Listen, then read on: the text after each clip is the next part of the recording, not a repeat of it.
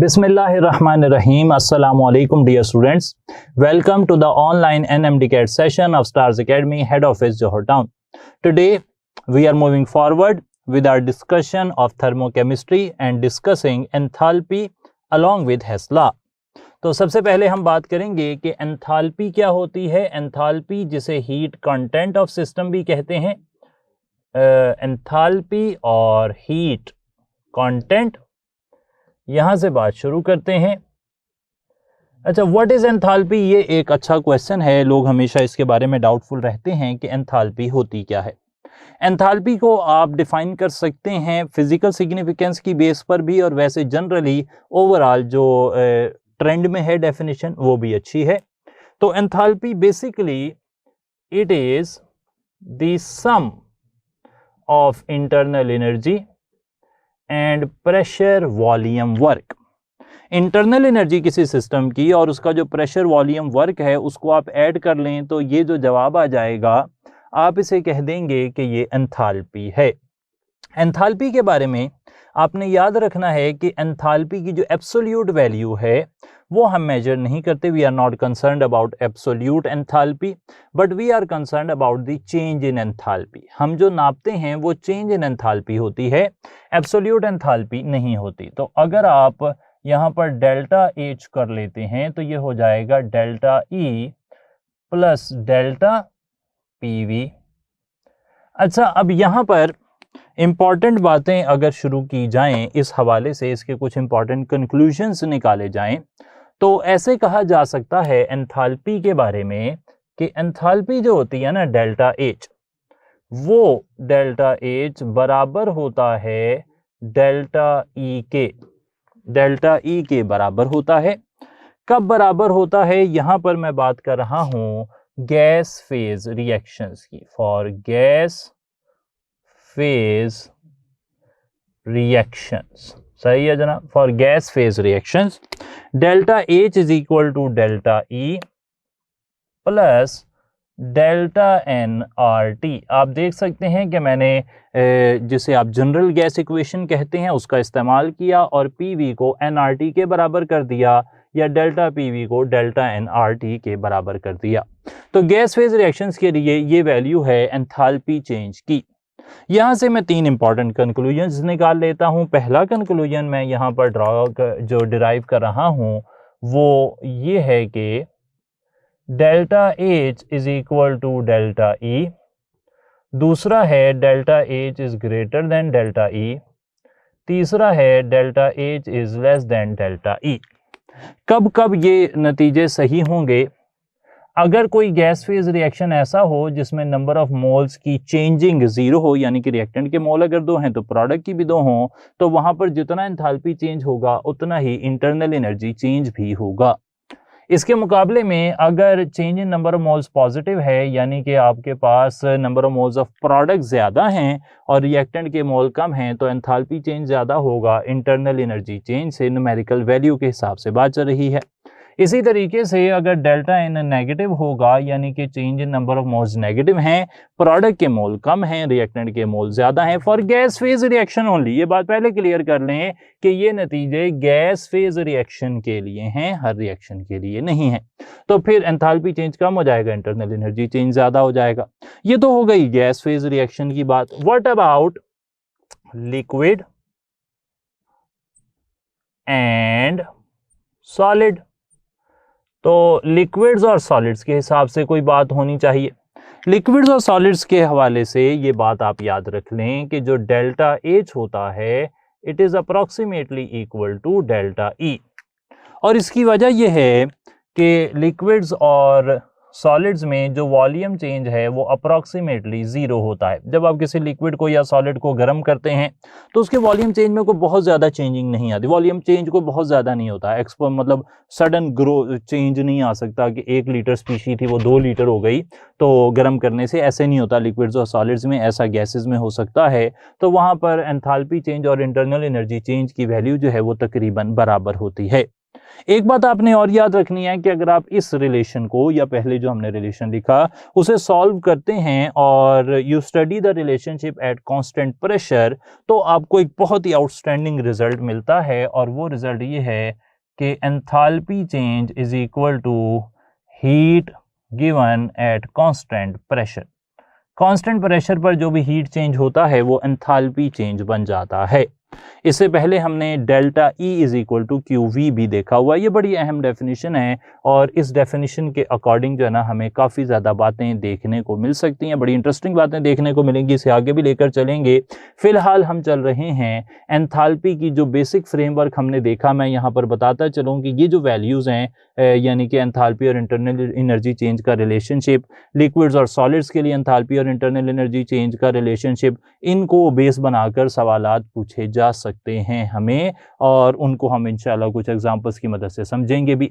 फिलहाल हम बात कर रहे हैं कि एंथैल्पी जो है ना उसे नापा जा सकता है किसी भी टेम्परेचर पर, किसी भी प्रेशर पर डेफिनेटली। लेकिन अगर आप इस तरह करते हैं कि you want to study the standard enthalpy change, आप क्या चाह रहे हैं कि आप स्टैंडर्ड एंथैल्पी नापें। अच्छा, तो कोई भी बात जो हम यहाँ पर कर रहे होते हैं, मैं यहाँ पर 1 मिनट आपका लूँगा, कोई भी बात जो यहाँ पर की जा रही होती है वो बिल्कुल सादा आम गुजार देने वाली नहीं होती। हर चीज़ के पीछे कोई ना कोई एक सॉलिड रीज़न होता है जिसकी वजह से वो यहाँ पर बताई जाती है। तो ये जो बात अभी मैं लिख रहा हूँ या इससे पहले जो लिखी हैं, आपने किसी भी पॉइंट पर ऐसे नहीं सोचना कि ये बात तो बड़ी कैजुअल सी सर ने बता दी है तो इसका मतलब है ये कैजुअल इंपॉर्टेंस की मालिक है। अगर किसी बात को मैं कह रहा हूँ कि ये तो बहुत ही अहम है तो इसका मतलब है कि उसकी अहमियत का अंदाज़ा तो लगाना ही मुश्किल हो जाएगा। लेकिन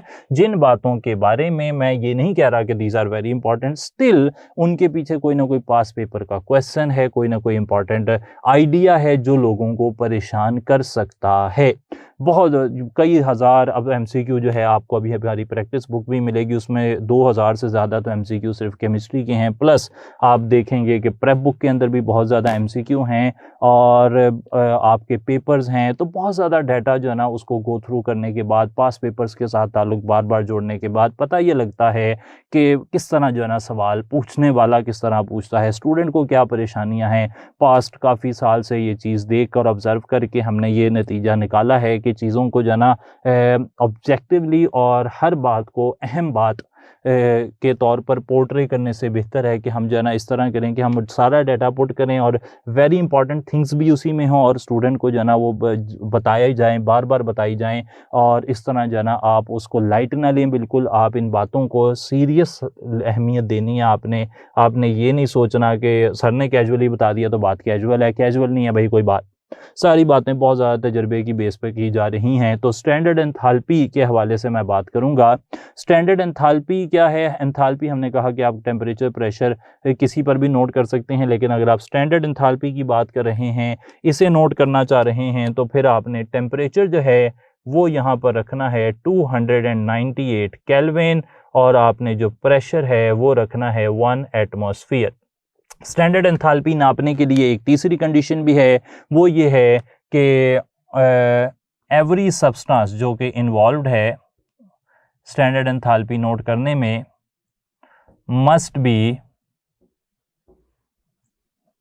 इन स्टैंडर्ड फिजिकल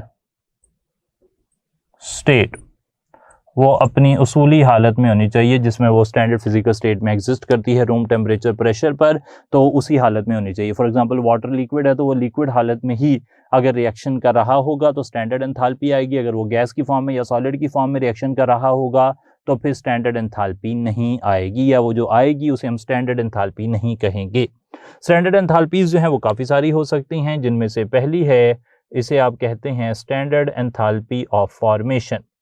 अच्छा, एंथैल्पी जब भी नापी जाती है, एक चीज़ और मैं नोट करवा दूं आपको कि स्टैंडर्ड एंथैल्पी नापते हुए हमेशा 1 मोल ऑफ सब्सटेंस जो है ना वो अंडर एग्जामिनेशन होता है, चाहे वो प्रोडक्ट बन रहा हो, चाहे रिएक्टेंट टूट रहा हो, चाहे स्पीशीज डिसॉल्व हो रही हो, हमेशा 1 मोल होगा तो स्टैंडर्ड एंथैल्पी नापी जाएगी। तो अब फिर हम सम अप कर सकते हैं कि स्टैंडर्ड एंथैल्पी हमेशा 1 मोल के लिए नापी जाती है, 298 केल्विन पर नापी जाती है, 1 एटमॉस्फेयर पर नापी जाती है, और तमाम तर स्पीशीज़ अपनी स्टैंडर्ड फिजिकल स्टेट में होती हैं तो एंथैल्पी को नापा जाता है।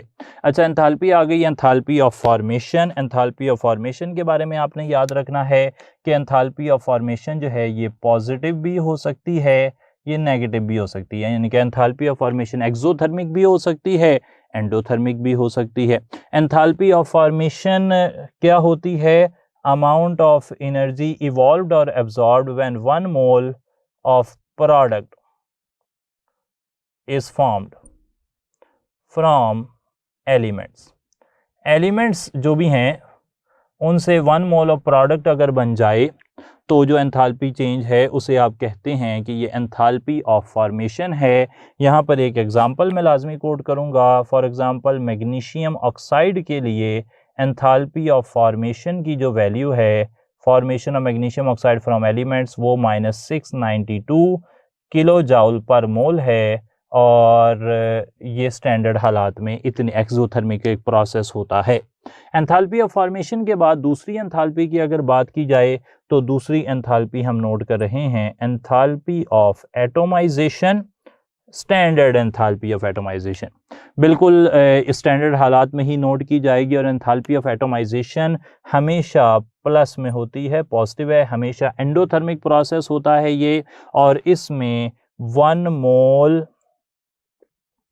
एटम्स फ्रॉम एलिमेंट जो है ना वो टूटता है अपने एलिमेंट्स के अंदर। फॉर एग्जांपल H2 टूटेगा हाइड्रोजन के अंदर, तो 1 मोल ऑफ हाइड्रोजन बनने के लिए जो एंथैल्पी होगी उसे आप क्या कह देंगे? एंथैल्पी ऑफ एटोमाइजेशन, और इसकी वैल्यू हो जाएगी +218। जैसा कि मैंने कहा कि यह हमेशा एंडोथर्मिक प्रोसेस ही होता है। ठीक हो गई जी बात, ये हो गई एक और एंथैल्पी। एंथैल्पी ऑफ एटोमाइजेशन के बाद हम एंथैल्पी ऑफ न्यूट्रलाइजेशन की बात कर रहे हैं। एंथैल्पी ऑफ न्यूट्रलाइजेशन जिसे ΔHn0 लिखा जाता है, ये हमेशा एक्सोथर्मिक होती है, यानी कि नेगेटिव साइन के साथ लिखी जाएगी। इसमें 1 मोल वाटर बनता है लिक्विड में फ्रॉम हाइड्रोजन आयंस जो कि एक्वस हैं, और हाइड्रो ऑक्साइड आयंस जो कि एक्वस हैं।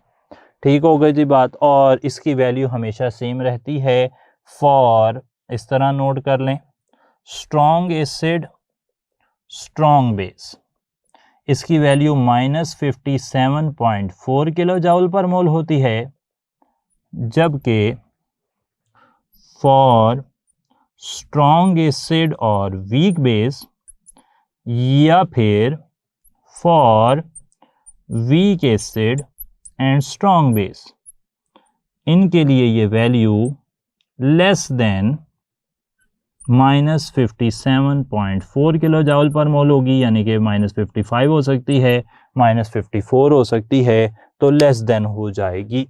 एक बात ये भी याद रहे कि माइनस, मैं कह रहा हूँ कि लेस देन वैल्यू -55 होगी। अच्छा 55 तो -55 -57 से देख लें ज़रा। मैं आइडिया जो देना चाह रहा हूँ वो ये है कि मैंने कहा कि -55 -57 से छोटा है, हालांकि ये तो छोटा नहीं लग रहा, ये तो बड़ा है।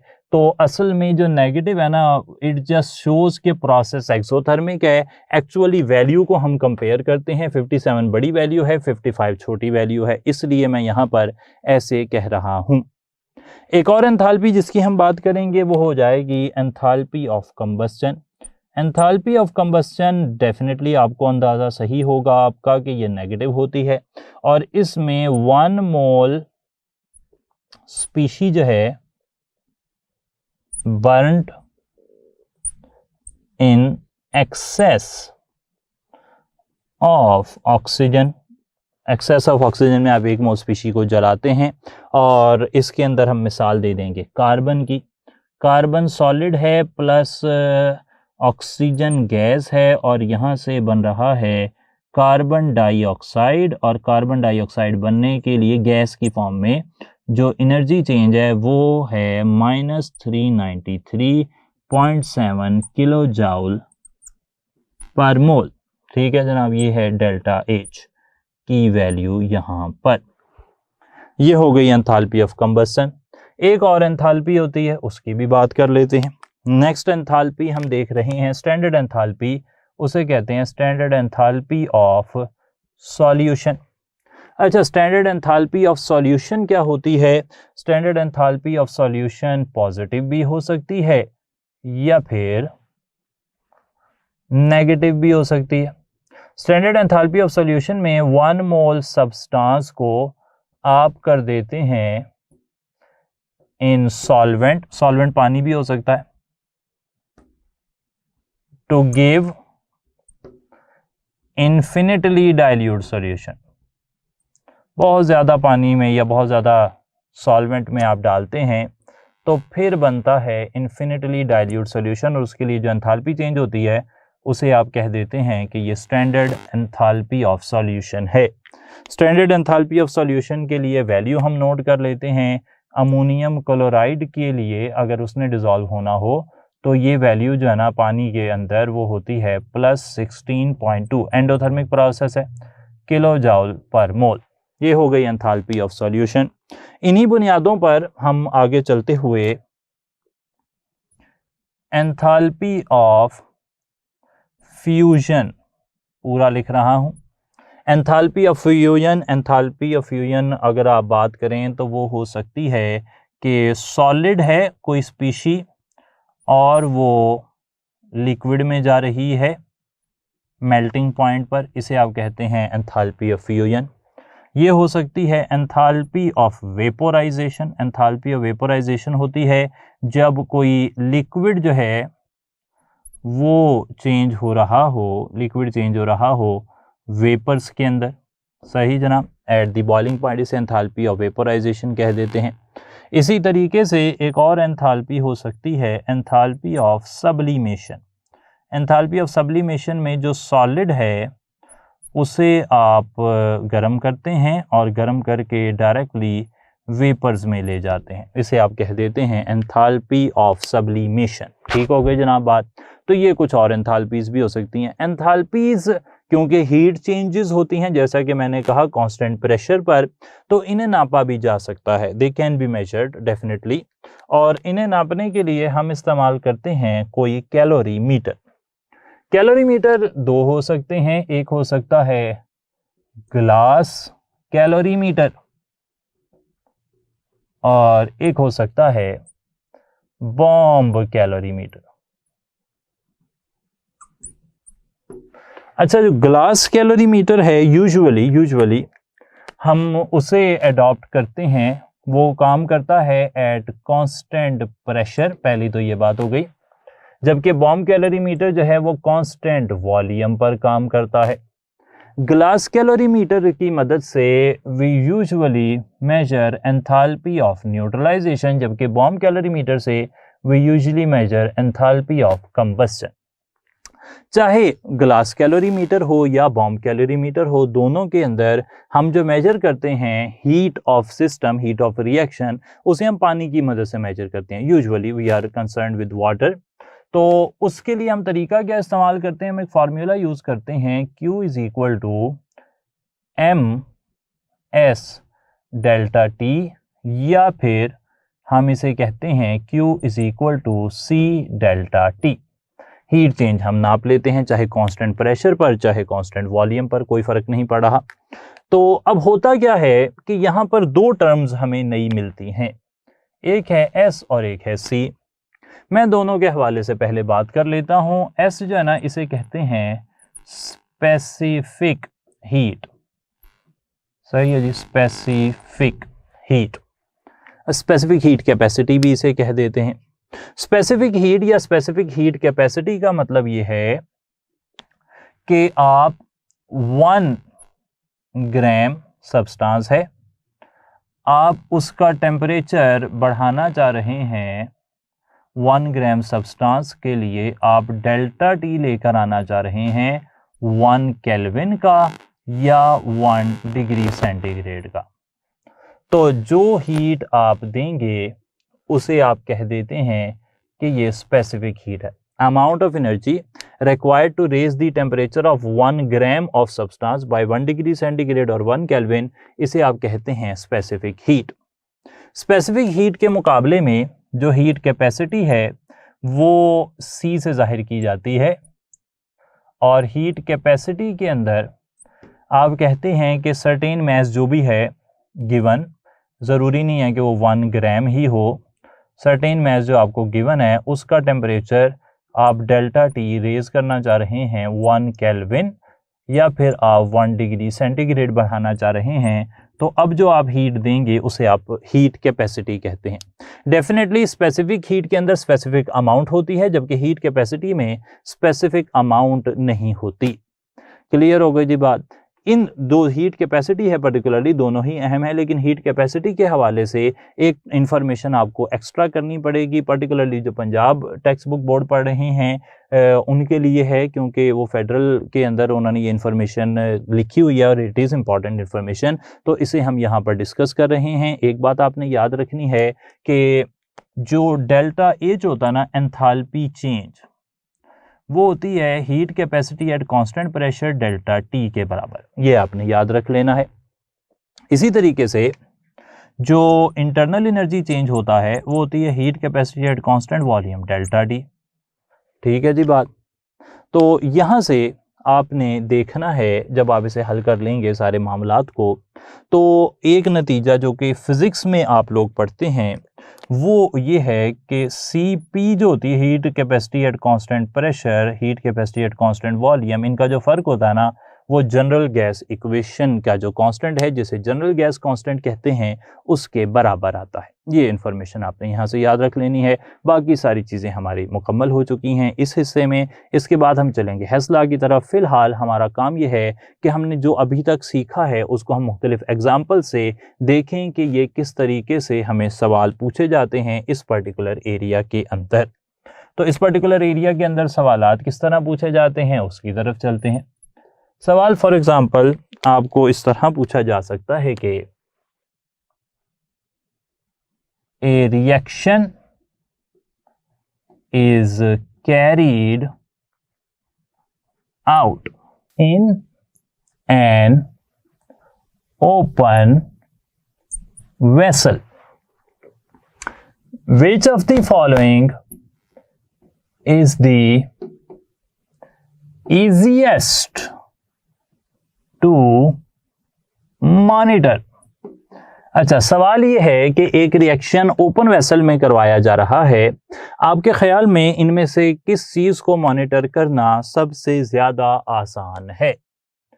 अल्फा ऑप्शन हमें दिया जा रहा है इंटरनल एनर्जी, बीटा ऑप्शन है एंथैल्पी, चार्ली ऑप्शन है change in internal energy, delta option है चेंज इन एंथैल्पी। अच्छा, एक बात तो हमने ये फाइनल कर ली है कि हमारे पास स्टेट फंक्शंस जो होते हैं, स्टेट फंक्शंस ऐसी मैक्रोस्कोपिक प्रॉपर्टीज होती हैं जिनकी डेफिनेट इनिशियल वैल्यू होती है, डेफिनेट फाइनल वैल्यू होती है, लेकिन they are independent of the path adopted to bring about the change. Hopefully state function का कॉन्सेप्ट आपका क्लियर है, लेकिन मैं फिर भी उसके हवाले से दो लफ्ज़ कहना चाहता हूं ताकि अगर कोई डाउट है भी तो वो क्लियर हो जाए। फिर हम अपने सवाल की तरफ चलते हैं। स्टेट फंक्शन ये होता है कि एक सिस्टम की कोई प्रॉपर्टी होती है और उसकी कोई डेफिनेट इनिशियल वैल्यू होती है, डेफिनेट फाइनल वैल्यू होती है, यानी कि उसकी पहली वैल्यू भी है, उसकी आखिरी वैल्यू भी है, लेकिन पहली वैल्यू से आखिरी वैल्यू तक पहुंचने के लिए कौन सा पाथ अडॉप्ट किया जा रहा है वो जो प्रॉपर्टी है उस पाथ पर डिपेंड नहीं करती। लाइक एंथैल्पी, एंथैल्पी आप हेस लॉ में क्या पढ़ते हैं कि हेस लॉ के अंदर हम ये पढ़ते हैं, अभी आगे हमने देखना भी है वैसे, कि ए से आप डी तक जाना चाह रहे हैं तो ए से आप चाहे पहले बी तक चले जाएं या बी से सी तक चले जाएं या फिर डी की तरफ आ जाएं, ओवरऑल एनर्जी चेंज सेम रहेगा, एंथैल्पी चेंज सेम रहेगा, यानी कि एंथैल्पी पाथ पर डिपेंड नहीं करती। एंथैल्पी की वैल्यूज़ होती हैं लेकिन वो पाथ पर डिपेंड नहीं करती, चेंज इन एंथैल्पी हमेशा एक जैसा रहता है। अच्छा, अब स्टेट फंक्शन जो है वो कौन कौन से हैं? स्टेट फंक्शन होते हैं एंथैल्पी एक स्टेट फंक्शन है, इंटरनल एनर्जी स्टेट फंक्शन है, प्रेशर स्टेट फंक्शन है, टेम्परेचर स्टेट फंक्शन है, वॉल्यूम स्टेट फंक्शन है, एंट्रोपी स्टेट फंक्शन है और Gibbs free energy state function है। ये दो आखिरी हमने नहीं पढ़े हुए, लेकिन वैसे ही जनरली नाम बता रहा हूँ, नाम की भी ज़्यादा ज़रूरत नहीं है। अलबत्ता जो स्टेट फंक्शन नहीं है वो है क्यू। हीट जो है it is not a property of system, इसलिए ये स्टेट फंक्शन नहीं है। और वर्क भी एक स्टेट फंक्शन नहीं है क्योंकि वर्क पाथ पर डिपेंड करता है। मेरी बात इस सवाल से शुरू हुई थी, यहाँ पर कैसे पहुँच गई मैं ज़रा समझा देता हूँ। हमने कहा कि reaction is carried out in an open vessel, which of the following is the easiest to monitor. एक ओपन वेसल में अगर कोई रिएक्शन हो रहा है तो आप उसमें से सबसे ज़्यादा आसानी से किसे मॉनिटर कर सकते हैं? एंथैल्पी और इंटरनल एनर्जी ये सारे स्टेट फंक्शन ही होते हैं। अच्छा, अब स्टेट फंक्शन में हम ओपन वेसल में किसे मेजर करते हैं? ओपन वेसल में ना प्रेशर कांस्टेंट होता है, ओपन वेसल में प्रेशर कांस्टेंट होता है और क्लोज्ड वेसल में वॉल्यूम कांस्टेंट होता है। ये एक रूल है जो कि बहुत ज़्यादा मुश्किल अल्फाज में लोग बताते हैं, लेकिन मैंने बड़ा सादा सा आपको बता दिया। जब भी बर्तन खुला है तो प्रेशर कांस्टेंट है, बर्तन बंद है वॉल्यूम कांस्टेंट है, एज सिंपल एज दैट। बड़ी सीधी सी साइंस है और कोई मसला नहीं है। इसी वजह से बॉम्ब कैलोरीमीटर में बर्तन बंद है, वॉल्यूम कांस्टेंट है। अच्छा, मॉनिटर क्या किया जा सकता है? क्या एंथैल्पी और इंटरनल एनर्जी मॉनिटर की जा सकती हैं? असल में उनकी वैल्यूज़ हैं, स्टेट फंक्शन है वो, उनकी कोई वैल्यूज़ हैं, लेकिन मैंने जैसा कि यहाँ पर कहा था स्टार्ट में ही कि हम एंथैल्पी की एब्सोल्यूट वैल्यू नहीं मेजर करते, वो हम नहीं मेजर कर सकते। प्रॉब्लम है हमारे साथ थर्मोडायनेमिक्स में, हम किसी चीज़ की absolute enthalpy, absolute internal energy मालूम नहीं कर सकते, बल्कि उसमें चेंज मालूम कर सकते हैं। तो हम मालूम कर सकते हैं ई और एच तो मालूम होते नहीं, होता क्या है डेल्टा ई और डेल्टा एच मालूम होते हैं। अब इन दोनों में से ओपन वेसल में किसे मॉनिटर करना आसान है? डेफिनेटली डेल्टा ऑप्शन को मालूम करना आसान है, क्योंकि कांस्टेंट प्रेशर पर हीट होती है एंथैल्पी चेंज, और यहाँ पर ओपन वेसल है, उसका मतलब है कि कांस्टेंट प्रेशर है, तो फिर एंथैल्पी चेंज यहाँ पर सही बात हो जाएगी। ठीक हो गई जी बात। एक और सवाल देखते हैं, उससे भी हमें कुछ मदद मिलेगी, कुछ नए आइडियाज़ हमारे क्लियर होंगे, डेवलप होंगे नए आइडियाज़, और वही तो हमारा मकसद है कि आपको सोचने की नई राहें दी जाएं। तो नेक्स्ट हमारा सवाल ये है कि एक रिएक्शन लिख रहा हूँ, 2H2 gas plus O2 gas, और ये रिएक्शन कर रहे हैं। ठीक है जनाब, ये बना रहे हैं 2H2O and it is again in gaseous form. Which of the following is true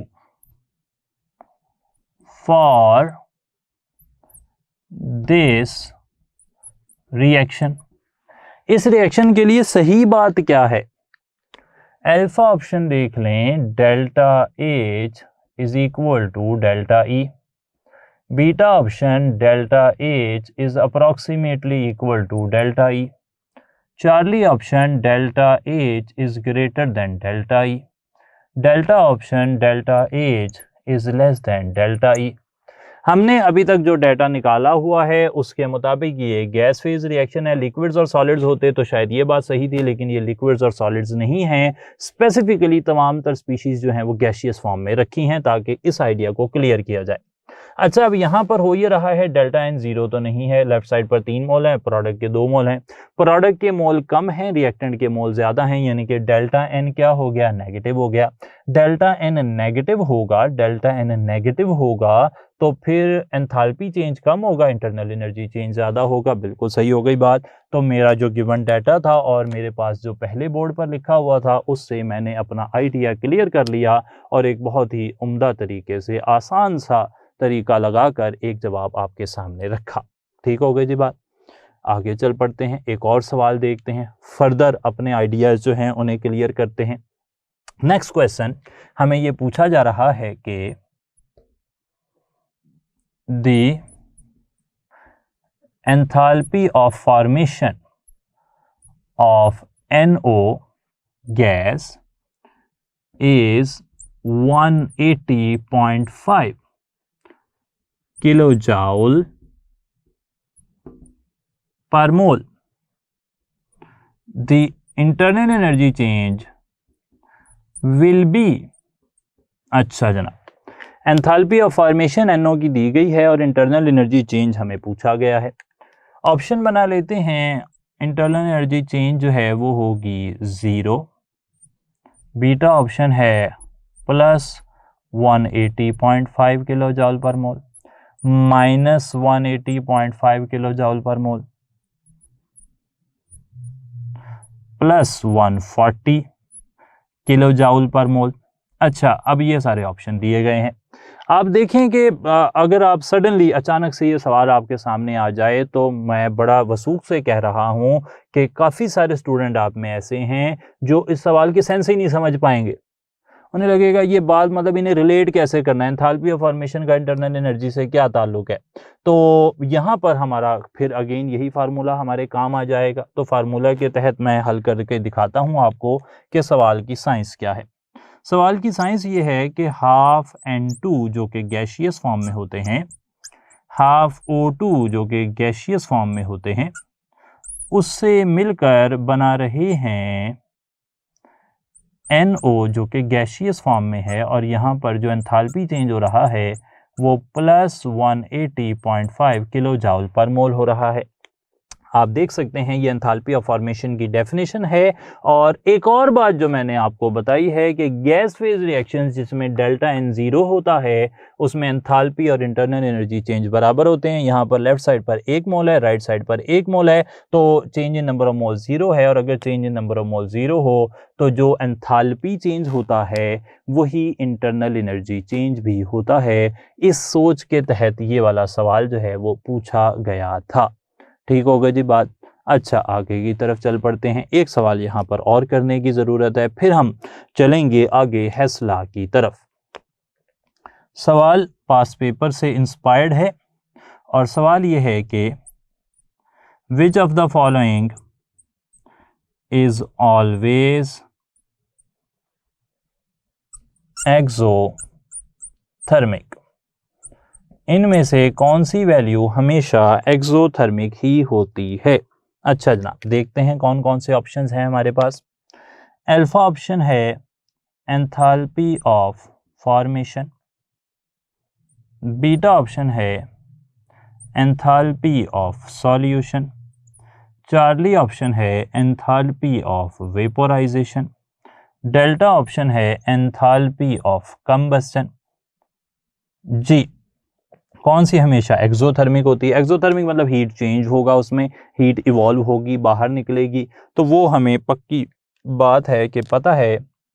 delta option यहाँ पर एंथैल्पी ऑफ कंबस्टन हमेशा एक्सोथर्मिक होती है। एंथैल्पी ऑफ फॉर्मेशन जैसे कि मैंने लिखा कि प्लस माइनस दोनों हो सकती हैं। एंथैल्पी ऑफ सॉल्यूशन मैंने मेंशन किया कि प्लस माइनस दोनों हो सकती हैं। एंथैल्पी ऑफ वेपोराइजेशन, ये जो सारी एंथैल्पीज़ हैं ये हमेशा एंडोथर्मिक होती हैं जी। ये मैं मेंशन भी कर दूं क्योंकि आप एनर्जी बढ़ा रहे हैं सिस्टम की, तो फिर हीट जो है वो एब्जॉर्ब होगी, ये सब पॉजिटिव में होती हैं। क्लियर हो गई जी बात। तो ये एक बड़ी नई एक इन्फॉर्मेशन मैंने आपसे शेयर की, बाकी डाटा आपके सामने है। अब हमने आगे की तरफ चलना है और देखेंगे हेस लॉ को। आगे चलते हुए बात करेंगे हेस लॉ की। हेस लॉ इज एन एप्लीकेशन, ये इस तरह काम करता है कि ये अप्लाई करता है the concept of state function और हमारी मदद करता है कुछ ऐसे रिएक्शंस की एंथैल्पी निकालने में जिनकी एंथैल्पी हम अदरवाइज किसी भी कैलोरीमीटर लाइक बॉम्ब कैलोरीमीटर या ग्लास कैलोरीमीटर या किसी भी और सोफिस्टिकेटेड कैलोरीमीटर से नहीं निकाल सकते।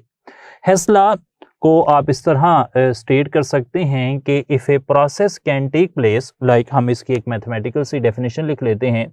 If a process can take place via more than one routes, for example A है और A से जो है वो प्रोडक्ट बन रहा है D, और A से B बन रहा है और B से C बन रहा है और C से बाद में D बन रहा है। तो ओवरऑल प्रोसेस जो है वो तो यही है कि A स्टार्टिंग मटेरियल है और D प्रोडक्ट है, लेकिन उसके होने के रास्ते एक से ज़्यादा हो गए। एक रास्ते की एंथैल्पी चेंज है डेल्टा H, जबकि दूसरे रास्ते की एंथैल्पी चेंज है डेल्टा H1, डेल्टा H2 और डेल्टा H3।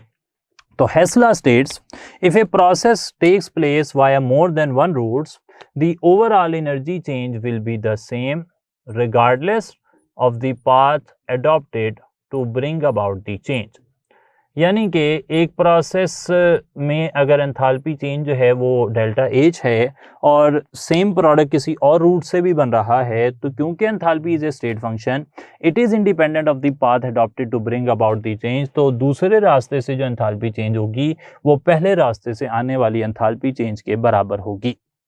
हेस्ला जो है is another way to state the first law of thermodynamics।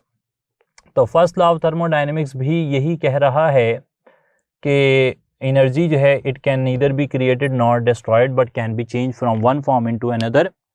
हेस्ला भी यही कह रहा है कि एक रास्ते से भी एनर्जी चेंज आ रहा है, दूसरे रास्ते से भी एनर्जी चेंज आ रहा है। एनर्जी जो है ना वो ज़ाया कहीं पे नहीं हो रही, ओवरऑल दोनों रास्तों से एनर्जी चेंज जो है वो सेम रहेगा। और एंथैल्पी जो है इस तरीके से हम इस्तेमाल कर सकते हैं, एंथैल्पी को हेस्ला की मदद से डिराइव कर सकते हैं बहुत सारे रिएक्शंस के लिए। कुछ की मैं मिसालें भी दूंगा और कुछ पर हम फिर एग्जांपल्स के ज़रिए अप्लाई करेंगे और बाद में कुछ क्वेश्चंस को भी सॉल्व करेंगे इसी कॉन्सेप्ट को मद्देनज़र रखते हुए।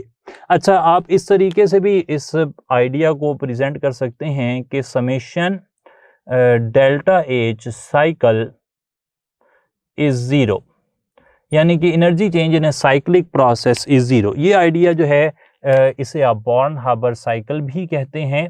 आप जानते हैं कि जो नया सिलेबस है उसमें एज सच ये टर्म तो नहीं यूज़ हुई बॉर्न हाबर साइकिल की, लेकिन आइडिया बाहर कैफ अभी भी मौजूद है कि बॉर्न हाबर साइकिल ये कहता है कि energy change in a cyclic process जो होता है ये ज़ीरो होता है। ठीक हो गया जी बात। अच्छा, हेस्ला जो है वो हमारी मदद करता है कुछ रिएक्शंस की एंथैल्पी निकालने में। For example, Hess law helps us to calculate the enthalpy for impossible reactions. कुछ रिएक्शंस होते हैं जो कि पॉसिबल ही नहीं हैं, अगर आप उनकी एंथैल्पी चेंज निकालना चाह रहे हैं तो फिर आपको मदद लेनी पड़ेगी डेल्टा एच यानी कि हेस्ला की। फॉर एग्जांपल, आप ये रिएक्शन देखें, कार्बन प्लस 2 क्लोरीन और यहाँ से अगर CCl4 बनना हो तो CCl4 ना इस रिएक्शन से नहीं बन सकता, ये रिएक्शन प्रैक्टिकली पॉसिबल नहीं है। लेकिन इस रिएक्शन की एंथैल्पी आप निकाल सकते हैं हेस्ला की मदद से, हेस्ला ऑफ कांस्टेंट हीट समेशन। दो अल्टरनेट पाथवेज के जरिए से हम मिसालें देखेंगे, आगे क्लियर हो जाएगा और उन्हें फिर हमने जो हमारे क्वेश्चंस हैं MCQs हैं उनमें भी अप्लाई करना है। तो इम्पॉसिबल रिएक्शंस के लिए हेस्ला अहम है हमारे लिए।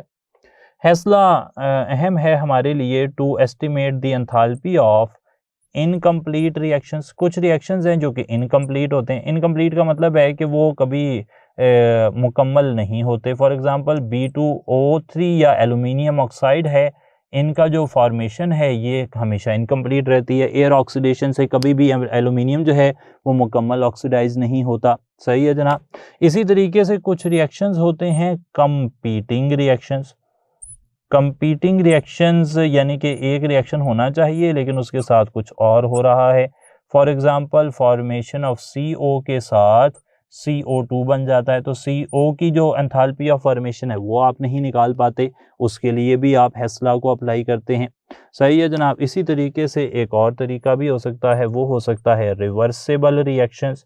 जो रिवर्सिबल रिएक्शंस होते हैं उनके लिए भी आपको यूज़ करना पड़ता है एंथैल्पी चेंज का हेस्ला वाला कॉन्सेप्ट। रिवर्सिबल रिएक्शन में फॉर एग्जांपल आप N2 और H2 से अमोनिया बना रहे हैं, लेकिन अमोनिया तो कभी कंप्लीट बनती ही नहीं है, रिएक्शन प्रोसेस जो है वो रिवर्सिबल है।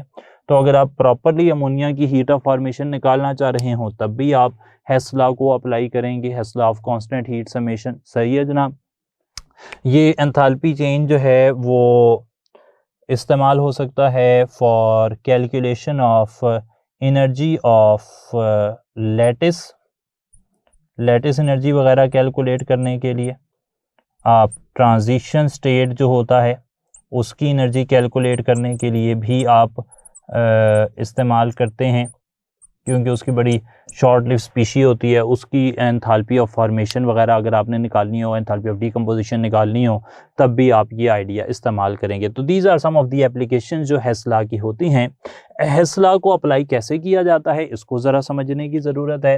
हेस्ला को अप्लाई करने के लिए ओवरऑल जो हैं वो कुछ स्टेप्स आपको फॉलो करने पड़ते हैं।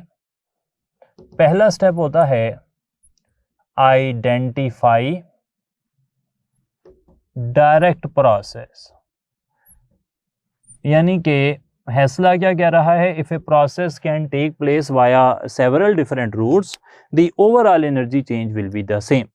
तो आपको करना ये होता है कि आपको कोई प्रोसेस जो दिया गया है उसका एक डायरेक्ट रूट जो है ना वो ढूंढना होता है। दूसरा स्टेप ये होता है कि आइडेंटिफाई द अल्टरनेट रूट्स। फिर आप ये ढूंढें कि इस रास्ते के होने, इस रिएक्शन के होने का अल्टरनेट रूट कौन सा है। सही है जनाब। और तीसरे स्टेप में आपने करना ये है equate 1 and 2 to find necessary information। इन दोनों को आप इक्वेट कर लें ताकि आपको ज़रूरी इंफॉर्मेशन मिल जाए।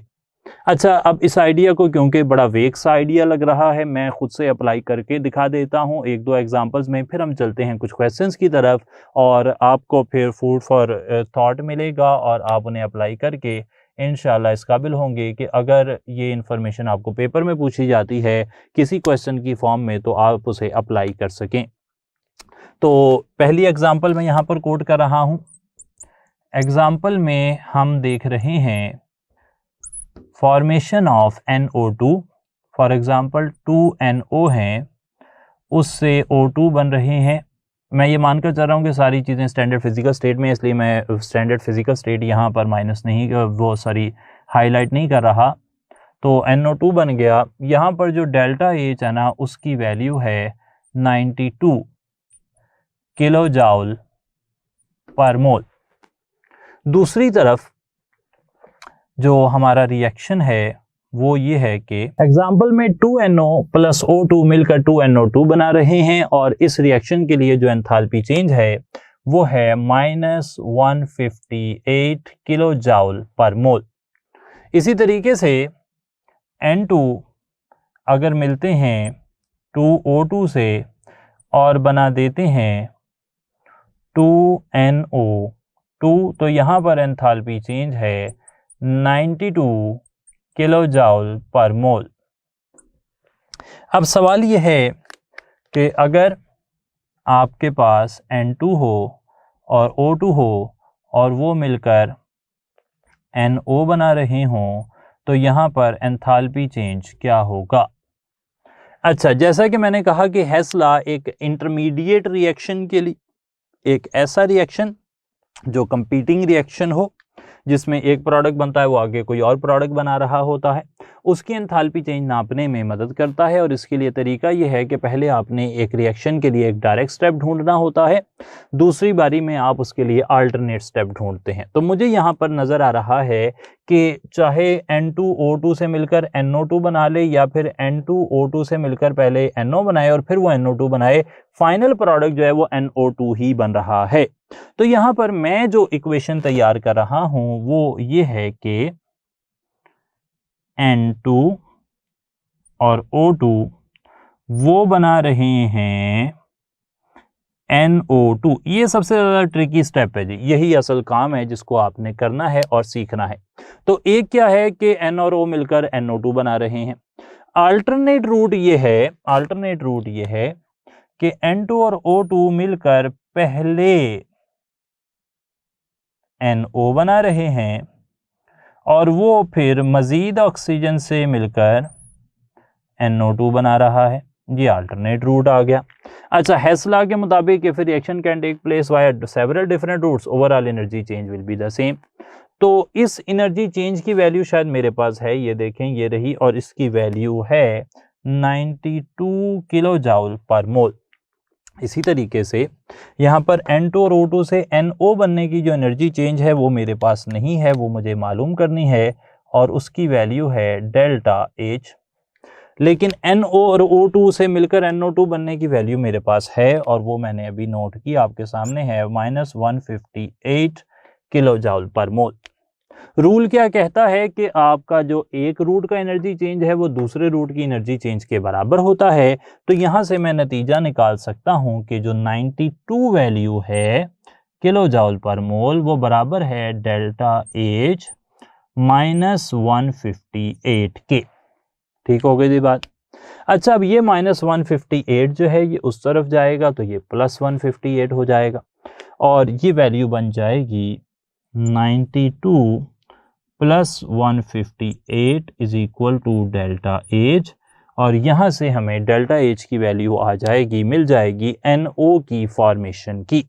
तो इस तरह आपने देखा कि असल में आपको 3 एक रिएक्शन दिए गए होंगे और उन रिएक्शंस को आप यूज़ करेंगे और इस तरीके से आप निकाल लेंगे एंथैल्पी चेंज जो आपको पूछा जाएगा।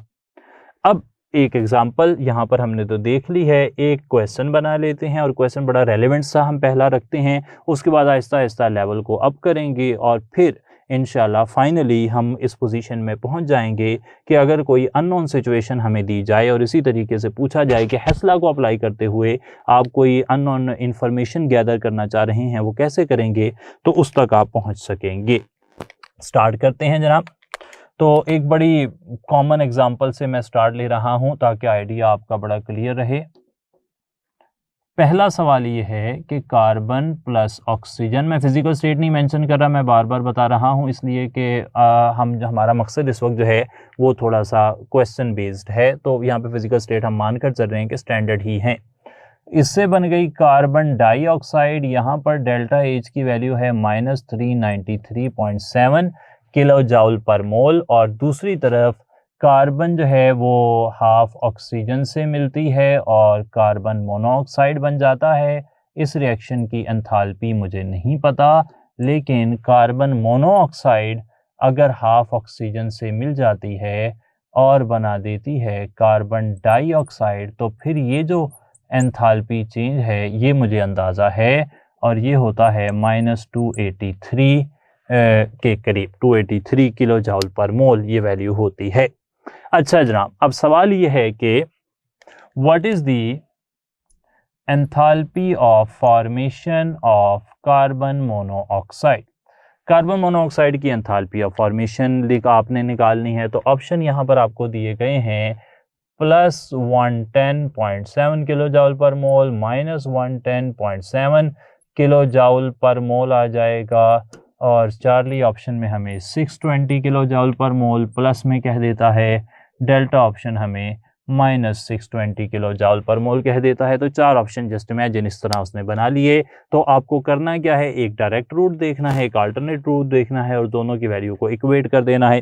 तो यहाँ पर डायरेक्ट रूट कौन सा बन रहा है, बहुत ही आसान लग रहा है। आप देखें, आपको ना यहाँ पर थोड़ा सा ब्रेक लेने की ज़रूरत पड़ती है, यहाँ पर आपको ना तवज्जो देने की ज़रूरत पड़ती है। सिर्फ सुपरफिशियल इंटेरोगेशन यहाँ पर तो हो जाएगी, लेकिन हम जो नेक्स्ट एग्जाम्पल देखेंगे उसमें सुपरफिशियली डाटा को देखकर आइडिया नहीं पता लगेगा कि क्या हो रहा है।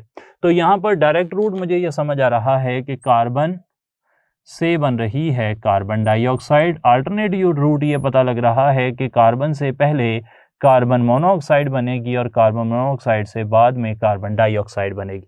अब जो जो एनर्जी चेंज मेरे पास है मैं उसकी वैल्यू लिख लेता हूँ। कार्बन से कार्बन डाइऑक्साइड ये वैल्यू है -393.7, ये वाला डेल्टा एच मेरे पास है। अच्छा, अब ये डेल्टा एच डेफिनेटली बाकी दो डेल्टा एच के बराबर होगा।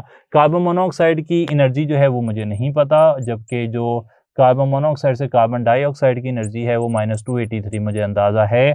तो यहाँ पर मैं वैल्यूज़ पुट करता हूँ and the answer I get is -110.7, और वो मेरे पास ऑप्शन में बीटा में मौजूद है, मैंने उसे टिक कर दिया। ठीक हो गई जी बात। अच्छा, अब आगे की तरफ चलते हैं। ये तो एक रिलेटिवली आसान मिसाल हमने देखी। अब थोड़ा सा कॉम्प्लिकेट करते हैं सिचुएशन को और देखते हैं कि आप कितनी जल्दी अंडरस्टैंड कर सकते हैं इन आइडियाज़ को। पहला क्वेश्चन देखते हैं जनाब। अमोनिया गैस है, उसे वाटर में डिसॉल्व किया, अमोनिया एक्वस फॉर्म में चली गई, यहाँ पर डेल्टा एच है -36। HCl गैस है, वाटर में डिसॉल्व किया, HCl एक्वस बन गया, यहाँ पर डेल्टा एच है -72। अमोनिया गैस और HCl गैस दोनों मिलते हैं और अमोनियम क्लोराइड एक्वस बना देता है, यहाँ पर डेल्टा एच है -159। अब सवाल ये है कि अमोनिया एक्वस और HCl एक्वस से अगर अमोनियम क्लोराइड एक्वस बनेगा तो यहाँ पर जो डेल्टा एच है वो क्या होगा। क्लियर हो गई जी बात। तो ये हमें सवाल यहाँ पर पूछा गया है। अब डेफिनेटली हम यहाँ पर दो रूट्स बना सकते हैं, एक डायरेक्ट रूट होगा और एक अल्टरनेट रूट होगा। डायरेक्ट रूट ये है कि अमोनियम जो अमोनिया गैस है और HCl गैस है वो अमोनियम क्लोराइड एक्वस में चले जाएं। ठीक हो गई जी बात। तो मैं यहाँ पर सबसे पहले एक डायरेक्ट रूट बना रहा हूँ, ये रहा डायरेक्ट रूट।